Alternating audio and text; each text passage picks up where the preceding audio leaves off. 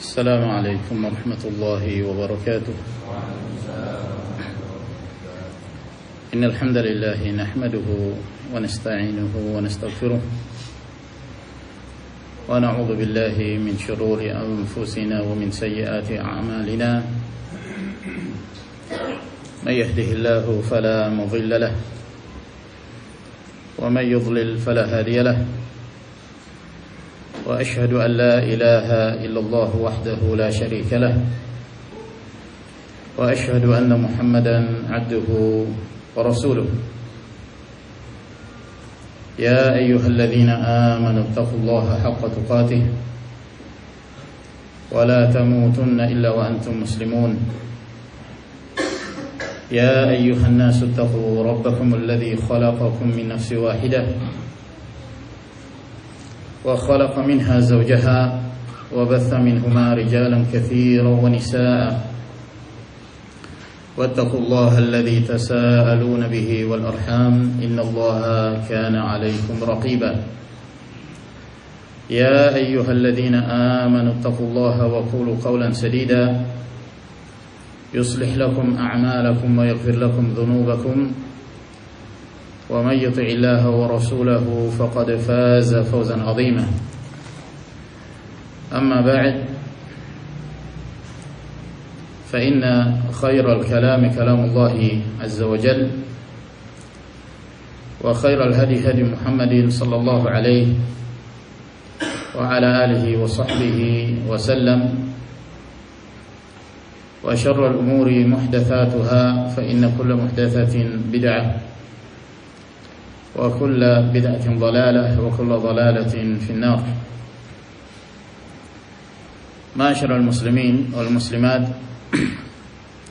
jamaah Masjid Raudhatul Jannah Kota Balikpapan yang semoga senantiasa mendapatkan barokah dan diberi tambahan ilmu dan diberi hidayah oleh Allah Subhanahu wa taala untuk mengamalkan ilmu yang telah kita ketahui. Alhamdulillah, pada malam hari ini kembali kita melanjutkan kajian kita seputar pembahasan al-buyu', hukum-hukum seputar jual beli. Dan kita masih melanjutkan pembahasan tentang jenis-jenis jual beli yang dilarang di dalam agama Allah Subhanahu wa taala. Termasuk di antara yang telah kita terangkan sebelumnya adalah jual beli secara inah, yang pada hakikatnya itu termasuk transaksi riba. Pada asalnya itu adalah pinjam meminjam, namun memanfaatkan barang tertentu yang tujuannya seseorang ingin mengambil manfaat dari pinjaman yang dia berikan kepada orang lain. Dalam keadaan transaksi pinjam meminjam itu berbeda. Akad pinjam meminjam berbeda dengan akad jual beli. Dalam akad jual beli silahkan seseorang mengambil keuntungan sebesar-besarnya, selama tidak terdapat padanya ada unsur kedustaan, ada unsur penipuan. Berbeda halnya dengan pinjam meminjam. Memberi pinjaman kepada orang lain itu murni dibangun di atas belas kasihan, keinginan untuk memberi bantuan, memberi pertolongan kepada seseorang yang membutuhkannya. Sehingga pada akad pinjam meminjam itu tidak diperbolehkan seseorang mengambil keuntungan. Telah kita terangkan kaidah yang menjadi kesepakatan seluruh para ulama yang mengatakan man aqrada qardan jarra naf'an fa huwa riba. Barang siapa yang memberi pinjaman yang tujuannya adalah untuk mengambil manfaat dari pinjaman yang diberikan kepada orang lain, maka itu adalah riba. dalam bentuk apapun. Kemudian pada kesempatan kita di malam hari ini, kita hendak membahas salah satu jenis jual beli yang dilarang di dalam Islam, yaitu menjual barang sebelum dia menguasai barang tersebut secara utuh, atau dalam bahasa Nabi sallallahu alaihi wasallam disebut al-qabdhu. Qaf ba dha, qabdun. Dan disebut juga istifa. Disebut qabdun dan disebut istifa. Artinya menguasai barang itu secara utuh, sehingga tidak ada lagi sangkut pautnya dengan penjual yang pertama. Nah, ma'asyiral muslimin rahimakumullah, apabila seseorang membeli sesuatu kepada orang lain, apakah itu dalam bentuk makanan yang ditimbang atau yang ditakar, atau barang tertentu yang memiliki ukuran tertentu dengan harga yang telah ditentukan, apakah harga tersebut dibayar secara tunai atau dibayar secara kredit? Seperti seseorang hendak membeli kendaraan, membeli motor, membeli mobil, atau membeli barang-barang yang tidak bergerak, seperti properti rumah dan yang semisalnya. Maka ketika seseorang membeli sesuatu, termasuk di antara syarat diperbolehkan baginya untuk menjual ke pihak yang lain apabila dia telah menguasainya secara utuh, menguasainya secara sempurna. Apabila dia belum menguasai secara sempurna, maka tidak diperbolehkan baginya untuk menjual ke pihak yang lain. Dan hadis-hadis yang diriwayatkan dari Nabi sallallahu alaihi wasallam tentang hal ini itu banyak sekali. Di antaranya hadis yang diriwayatkan oleh Al-Imam Al-Bukhari dan Al-Imam Muslim, bahwa Nabi sallallahu alaihi wasallam naha an bai'i at-ta'ami hatta yastawfi. Dalam riwayat yang lain hatta yaqbid. Bahwa Nabi sallallahu alaihi wasallam melarang seseorang menjual makanan yang dia beli dari orang lain lalu dia hendak menjualnya. Maka Nabi sallallahu alaihi wasallam melarang untuk menjualnya ke pihak yang lain sampai dia menguasai secara sempurna, yang disebut al-qabdhu atau al-istifa.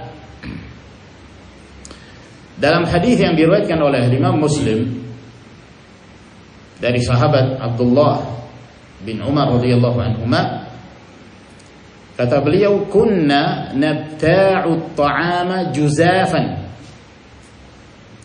Kami dahulu di zaman Nabi sallallahu alaihi wasallam itu membeli makanan juzaf. Yang dimaksud juzaf yaitu menjual sesuatu tanpa ditakar dan tanpa ditimbang. Takaran seperti menggunakan mud. Ini mud, 2 telapak tangan laki-laki dewasa,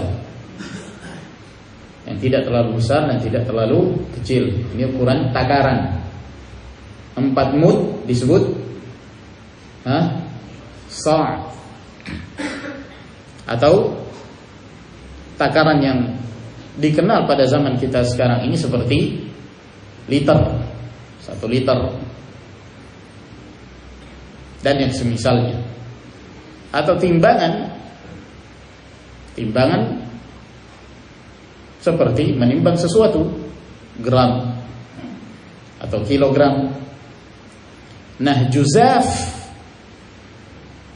yaitu barang atau makanan yang tidak ditakar dan tidak pula ditimbang, ya. Dan boleh seseorang menjual dengan cara tersebut selama tidak ada unsur penipuan di dalamnya. Misalnya seorang membeli sesuatu, ya, segompok gitu, 1 gepok misalnya. Berapa 1 liter? Ya enggak juga. Berapa kilo? Enggak juga. Ini nih yang ada di depanmu ini, kamu mau beli enggak? Atau misalnya seorang jual ikan, ya kan? Biasanya orang jual ikan di 1 gepok itu ditaruh, ya sudah, kamu mau beli itu, enggak ada ukuran timbangannya atau takarannya. Itu namanya juzaf. Kata Abdullah bin Amr radhiyallahu anhu, kami dahulu itu membeli makanan juzaf tanpa ditakar dan tanpa ditimbang.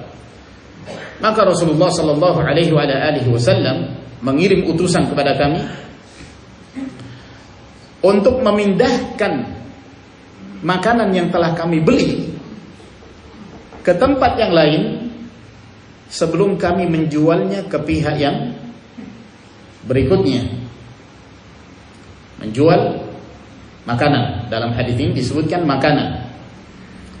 Seseorang misalnya dia membeli roti di toko roti,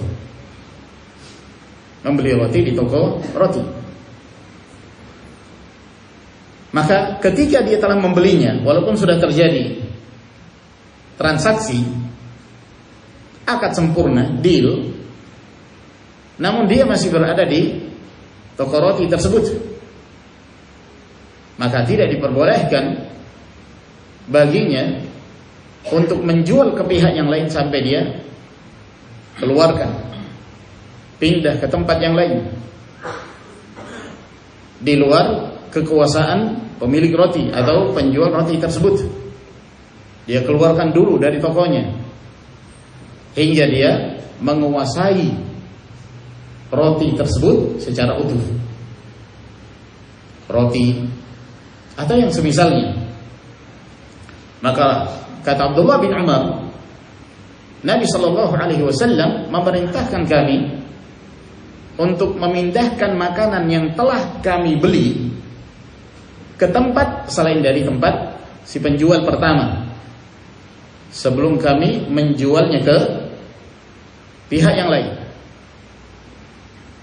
Atau misalnya seseorang datang ke toko sembako, dia membeli beras, dia sudah membayar dan dia telah mengambil beras tersebut, maka Rasulullah sallallahu alaihi wasallam melarang seseorang untuk menjual beras itu selama masih di tempat penjual beras yang pertama sampai dia memindahkannya, sampai dia menguasai secara sempurna. Karena kalau dia masih di toko tersebut, dia kan belum berpisah, sehingga masih ada kemungkinan dibatalkan. Artinya meskipun akad telah terjadi, namun belum dikuasai secara sempurna, maka dia keluarkan dari toko orang tersebut, dia pindahkan ke tokonya sendiri, atau ke tempat tertentu yang memungkinkan bagi dia untuk menjual barang tersebut, bukan di tempat pemilik toko sembako. Paham ya? Dia keluarkan, dia pindahkan sehingga dia benar-benar menguasai barang tersebut secara sempurna. Dalam hadis riwayat Bukhari dan Muslim disebutkan oleh Abdullah bin Umar, kanu yatabaya'una at-ta'ama juzafan. Dahulu para sahabat Nabi sallallahu alaihi wasallam mereka berjual beli makanan juzaf. Apa yang dimaksud juzaf? Tanpa ditakar dan tanpa ditimbang. Maka Rasulullah sallallahu alaihi wasallam melarang mereka untuk menjualnya ke pihak yang lain hingga mereka memindahkannya. Hingga mereka memindahkan makanan yang telah mereka beli tersebut ke tempat lainnya. Dalam riwayat yang lain kata beliau, aku melihat manusia di zaman Rasul sallallahu alaihi wasallam mereka berjual beli makanan juzaf. Lalu aku melihat bahwa mereka diperintahkan untuk menjualnya setelah mereka, artinya mereka diperbolehkan untuk menjualnya setelah mereka memindahkannya ke tempat yang mereka kuasai. Artinya di luar dari kekuasaan atau milik dari pemilik atau penjual yang pertama. Demikian pula dalam hadis yang diriwayatkan oleh Abu Daud dalam sunannya, Ad-Darqutni, Ibn Hibban dan Al-Hakim dalam Mustadrak, kata beliau, suatu ketika aku membeli minyak di pasar. Aku membeli minyak di pasar. Setelah deal, aku sudah membelinya, maka ada seorang lelaki mendatanginya. Lalu kemudian dia hendak membeli dariku dan dia menghargainya dengan keuntungan yang bagus. Artinya dia ingin membeli barang yang telah aku beli tersebut, minyak, dan dia memberi harga yang bagus, keuntungannya lumayan.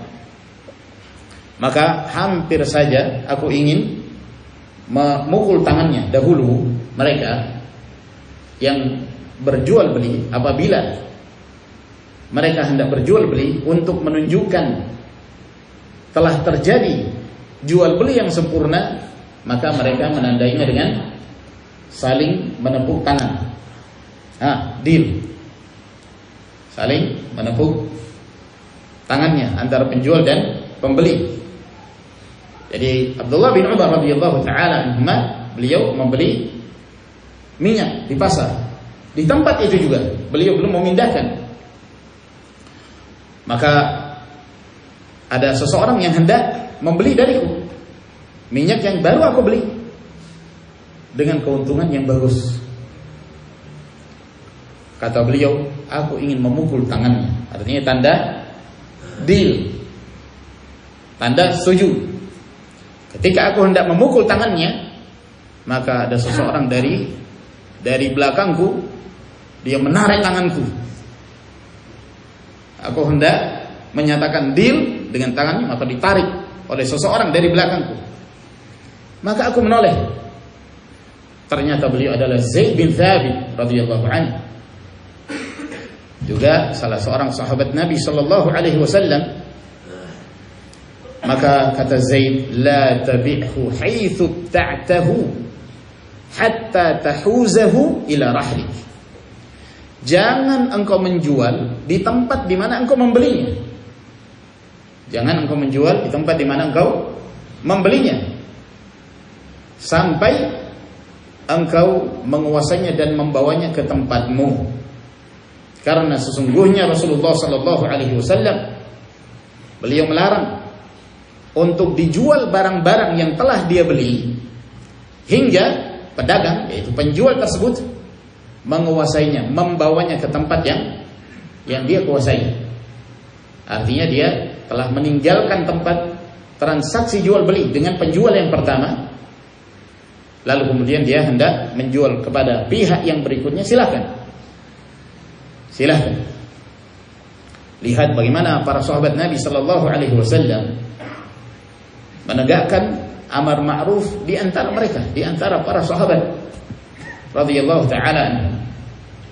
Sebab terkadang di antara sahabat Nabi ada yang ilmu tidak tersampaikan kepadanya, yang sampai kepada sebagian para sahabat yang lain. Dan begitulah kaum muslimin, tidak seorang pun yang memiliki ilmu yang sempurna. Setinggi apapun ilmu seseorang, mesti ada ilmu-ilmu yang tersamarkan baginya dan tidak sampai kepadanya. Siapa sahabat yang paling berilmu? Abu Bakar As-Siddiq radhiyallahu anhu. Dalam keadaan beliau orang yang paling berilmu, namun tidak semua hadis sampai kepada beliau sallallahu alaihi wasallam. Banyak peristiwa Abu Bakar As-Siddiq radhiyallahu anhu tidak mengetahui riwayat yang diketahui oleh para sahabat yang lain. Demikian pula Umar bin Khattab radhiyallahu taala anhu. Demikian pula para sahabat secara umum. Kata Imam Syafi'i rahimahullah, barang siapa yang mengklaim bahwa pada orang tertentu dia menguasai seluruh ilmu sunnah, maka sungguh dia telah berdusta.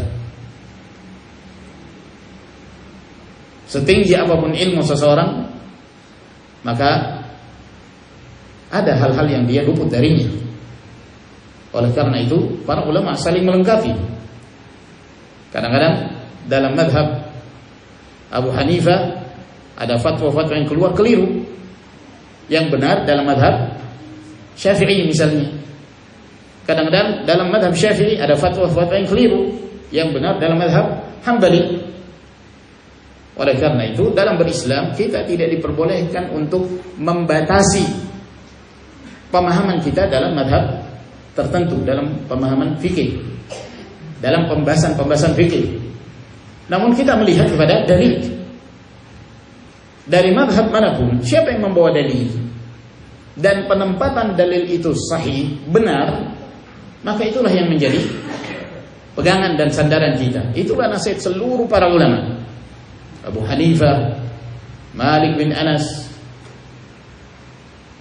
Syafi'i, Ahmad bin Hanbal, Sufyan Ats-Tsauri, dan yang lainnya, semuanya mengatakan idza sahhal hadits fa huwa madhhabi. Apabila telah sahih satu hadis, itulah pandanganku, itulah madhabku.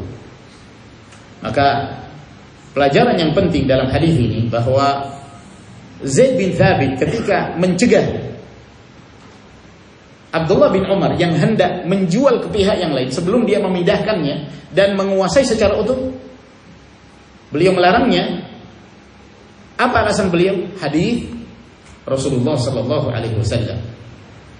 Maka ini penting melatih kita untuk membiasakan beramal sesuai dengan hadis-hadis Rasulullah sallallahu alaihi wasallam. Kenapa kamu memerintahkan kepada sesuatu? Ya karena ada hadisnya. Mengapa engkau melarang orang dari melakukan sesuatu? Karena ada hadis. Jangan mencukupkan dengan perkataan kiai atau perkataan ustaz atau perkataan seseorang dari kaum muslimin, namun berpegang kepada sunnah Nabi sallallahu alaihi wasallam. Itulah yang seharusnya. Kata para ulama, man hafizal hadis qawiyat hujjatuhu. Barang siapa yang menghafal hadis, maka dialah yang kuat hujjahnya.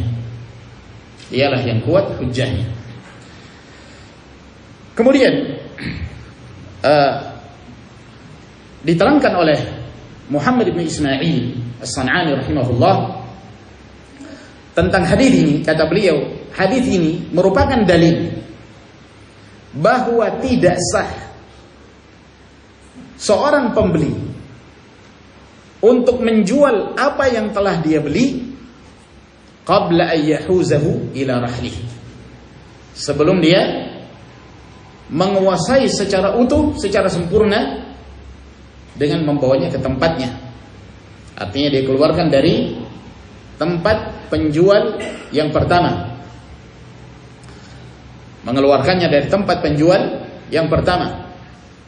Nah, ma'asyiral muslimin rahimakumullah, dalam hal makanan dan yang semisal makanan, minuman, sepakat para ulama tidak diperbolehkannya seseorang untuk menjual ke pihak yang lain sampai dia mengeluarkannya dari kekuasaan penjual yang pertama, dari toko penjual yang pertama. Hendak menjual ayam KFC misalnya, dia datang ke tempatnya, dia membeli, belum dia keluar dari KFC, dia sudah menjual di situ, maka tidak diperbolehkan. Makanan dan yang semisalnya, ini sepakat para ulama dalam hal ini. Adapun selain dari makanan dan yang semisalnya, maka ini yang menjadi perselisihan di kalangan para ulama. Yang menjadi perselisihan di kalangan para ulama. Ada sebagian para ulama mengkhususkan bahwa itu hanya dalam hal makanan. Berlaku hukum ini untuk makanan dan yang semisalnya, makanan, minuman, ya, apakah yang sudah jadi atau yang belum jadi, yang ditakar atau yang ditimbang. Namun sebagian para ulama mengatakan tidak, ini bersifat umum. Ini bersifat umum. Makanan atau barang-barang yang lainnya, termasuk kendaraan, termasuk rumah, properti, tanah, dan yang lainnya. Tidak diperbolehkan bagi seseorang menjualnya ke pihak yang lain sampai dia menguasai secara sempurna, atau yang disebut al-qabd. Yang disebut al-qabd. Dan ini pandangan mayoritas para ulama, bahwa hukum ini berlaku secara umum, makanan atau selain makanan. Oleh karena itu Abdullah bin Abbas radhiyallahu taala anhuma, ketika beliau menyebutkan hadis ini tentang larangan seseorang menjual ke pihak yang lain hingga dia menguasai secara sempurna, kata Ibnu Abbas radhiyallahu taala anhuma, wala ahsibu ghairahu illa mithlahu. Dan aku tidak menyangka selain dari makanan kecuali hukumnya sama seperti hukum makanan. Kecuali hukumnya sama seperti hukum makanan. Jadi Ibnu Abbas radhiyallahu ta'ala anhuma memahami dari hadis Nabi sallallahu alaihi wasallam ini bersifat umum. Bukan hanya pada makanan, minuman dan yang semisalnya, namun juga barang-barang secara umum. Kata Ibnu Abbas, wala ahsibu ghairahu illa mithlahu. Dan aku tidak menyangka selain dari makanan kecuali hukumnya sama seperti makanan. Dan pendapat ini lebih kuat, bahwa tidak diperbolehkannya seseorang menjual sesuatu kepada pihak yang lain sampai dia melakukan al-qabd atau al-istifa, yaitu menguasainya secara sempurna. Oleh karena itu dalam riwayat al-Imam Ahmad itu disebutkan lafaz secara umum. Kata Nabi sallallahu alaihi wasallam, "Idza ishtaraita syai'an fala tabi'hu hatta taqbidahu." Apabila engkau membeli sesuatu sempurna, deal, engkau telah membelinya, maka jangan engkau menjualnya sampai engkau melakukan al-qabd. Apa itu al-qabd? Menguasai secara sempurna. Dalam riwayat Abu Dawud demikian pula, yang disebutkan dengan lafaz as-sila, barang-barang. Jadi tidak khusus pada makanan, minuman dan yang semisalnya. Oleh karena itu, ma'asyiral muslimin rahimakumullah, hadis Nabi sallallahu alaihi wasallam ini menjadi kewajiban bagi kaum muslimin untuk memperhatikannya. Tidak diperbolehkan bagi seseorang, walaupun dia telah membeli sesuatu dari barang, makanan atau yang lainnya, maka jangan seseorang menjualnya ke pihak yang lain sebelum dia menguasai secara utuh. Ma'asyiral muslimin rahimakumullah, kapan sesuatu itu dikatakan bahwa dia telah menguasai secara utuh? Kapan dikatakan bahwa dia telah melakukan al-qabdu, al-istifa, menguasai barang itu secara sempurna, baru dia boleh menjualnya ke pihak yang lain.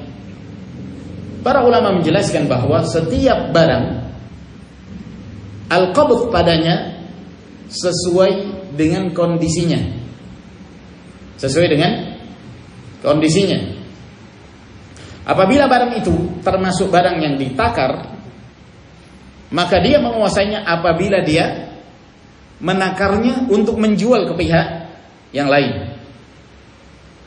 Misalnya dia membeli barang 1 liter, misalnya 1 liter beras, maka apabila dia hendak menjualnya, dia keluarkan dulu dari toko penjual pertama, lalu dia menakarnya dengan takaran 1 liter misalnya, untuk dijual kepada orang lain. Jadi diperbolehkan. Atau apabila barang itu dalam bentuk ditimbang, maka dia menguasainya apabila dia menjual ke pihak yang lain, mengeluarkan dari pemilik pertama, kekuasaan pemilik yang pertama, lalu dia menimbangnya untuk orang lain. Apabila barang itu termasuk barang yang dijual dengan cara ditimbang. Atau secara umum, barang itu termasuk di antara jenis barang yang berpindah, bergerak, maka cara menguasainya adalah mengeluarkan barang tersebut dari kepemilikan penjual yang pertama, lalu kemudian dia mengeluarkannya di tempat yang dia bisa menguasai secara utuh. Apakah dia bawa ke rumahnya, ataukah dia membawa ke tokonya kalau dia punya toko. Intinya dia keluarkan dari toko yang pertama, sehingga tidak ada lagi keterkaitan dengan pihak pertama yang memungkinkan bagi dia untuk menjualnya kepada ke pihak yang lain. Dan apabila barang tersebut termasuk jenis barang yang tidak bergerak, seperti tanah atau rumah dan yang semisalnya, bagaimana cara mengqabdnya? Maka cara mengqabd barang tersebut adalah dengan cara at-takhliyah. Yang dimaksud at-takhliyah yaitu memberi wewenang kepada pihak pembeli untuk bertindak apa saja kaitannya dengan rumah tersebut. Misalnya dia memberi surat-surat tanahnya, sertifikatnya, atau kunci rumahnya yang memungkinkan bagi dia untuk masuk ke dalam rumahnya dan bertindak apa yang dia inginkan. Apakah dia tempati atau yang semisalnya. Jadi masing-masing barang sesuai dengan kondisinya untuk dikatakan bahwa dia telah melakukan al-qabd, menguasai secara utuh, sehingga diperbolehkan baginya untuk menjualnya ke pihak yang lain. Nah, misalnya begini. Seseorang dia ingin membeli mobil. Dia ingin membeli mobil ke pihak penjual, pemilik mobil. Namun dia tidak memiliki uang cash, uang tunai, dia nggak punya. Apa yang dia lakukan? Dia mendatangi pihak yang bisa memberi pinjaman, ya kan? Memberi pinjaman yang nantinya dia akan membayar secara kredit. Biasanya ke bank atau yang semisalnya. Apabila pihak bank tersebut mengambil keuntungan, dan biasanya sih seperti itu. Gak mungkin dia memberi pinjaman tanpa mengambil keuntungan, maka itu riba. Maka itu riba. Caranya bagaimana? Bank yang membeli mobil itu terlebih dahulu, iya kan? Bank membeli mobil. Setelah dia membeli mobil tersebut, maka dia membeli mobil tersebut dengan cara tunai, maka dia menjualnya kepada pihak yang butuh mobil itu. Namun dia menjualnya dengan cara kredit, paham ya? Menjualnya dengan cara kredit. Lah ini apa hukumnya? Hah? Boleh? Hah? Ya. Dilihat dulu. Ya itu kaitannya lagi kalau masalah kredit ini apakah ada dendanya dan seterusnya, ini permasalahan yang lain lagi ya. Tapi maksud saya, apakah pihak bank atau seseorang, bank atau yang lain,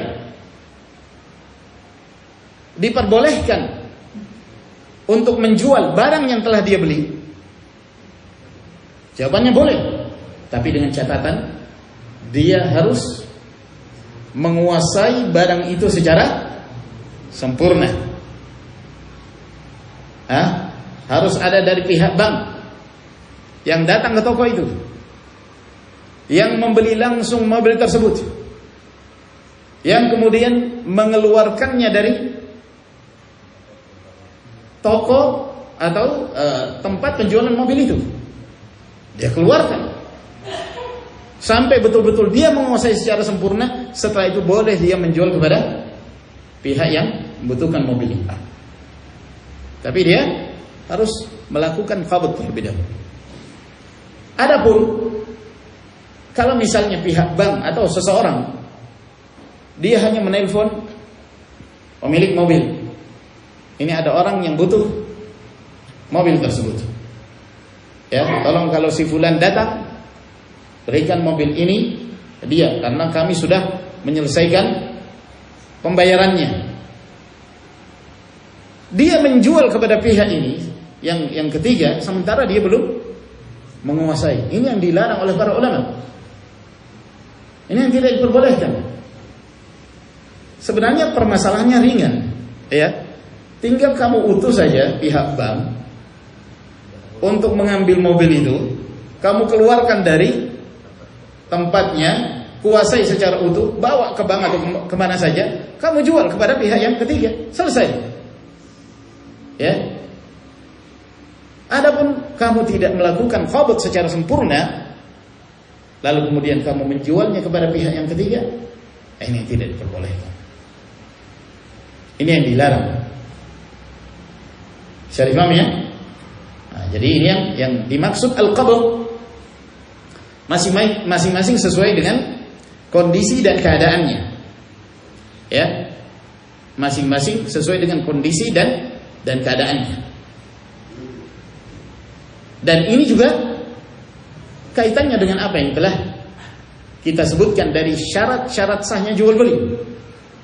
Di antara syarat sahnya jual beli adalah dia harus memiliki, menguasai secara utuh, memiliki secara sempurna sebelum dia menjualnya. Adapun kalau dia menjual sementara dia belum memiliki secara sempurna, tidak diperbolehkan. Termasuk dalam hal ini seorang yang melakukan jual beli online, ya, dia menampilkan, mungkin misalnya dia punya situs atau dia punya grup atau apa saja, melalui statusnya dia menampilkan barang-barang yang dia jual, padahal dia nggak punya barang milik orang, iya kan? Lalu ada seorang ingin membeli barang darinya. Saya ingin membeli kulkas. Dia tidak punya kulkas. Kulkas milik toko fulan. Ya.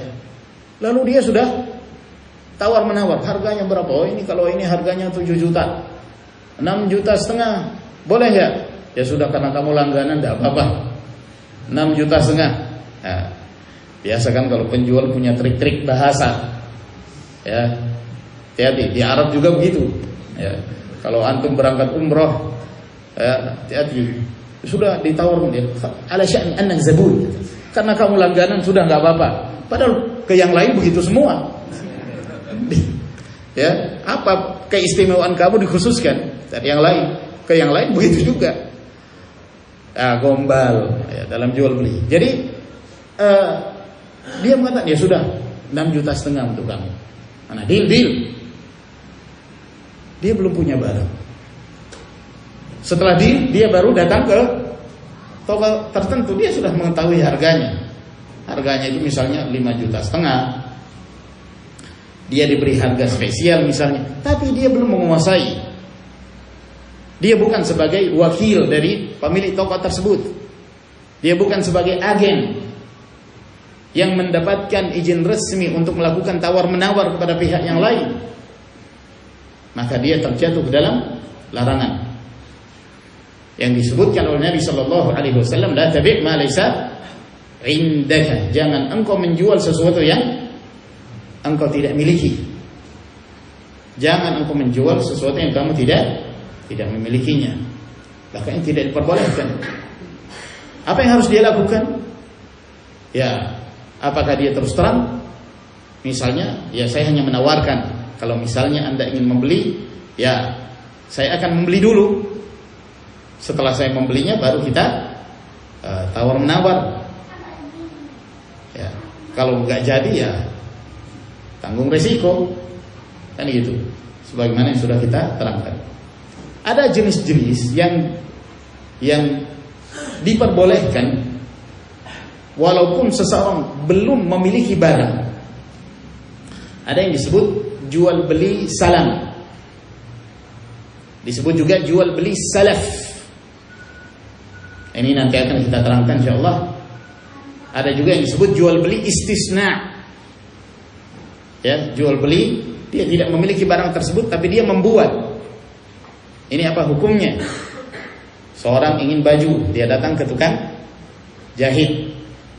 Seorang ingin rumah atau pintu atau tertentu dibuatkan. Ini namanya istisna. Ya, dia nggak punya barang, lalu seseorang hendak membelinya, padahal barangnya baru dibuat setelah terjadi akad. Ini apa hukumnya? Ini yang insyaallah taala akan kita terangkan pada pertemuan yang berikutnya. Ya, karena waktu, saya kira sampai di sini insyaallah. Semoga memberi manfaat kepada kita sekalian. Kalau misalnya ada pertanyaan seputar permasalahan-permasalahan yang disampaikan, mungkin boleh melalui WA ya, dikirim, nanti insyaallah pada pertemuan yang berikutnya kita menjawabnya. Barakallahu fikum. Wassallallahu ala nabiyyina Muhammad wa ala alihi wa sahbihi wa sallama tasliman katsira. Wassalamu alaikum warahmatullahi wabarakatuh.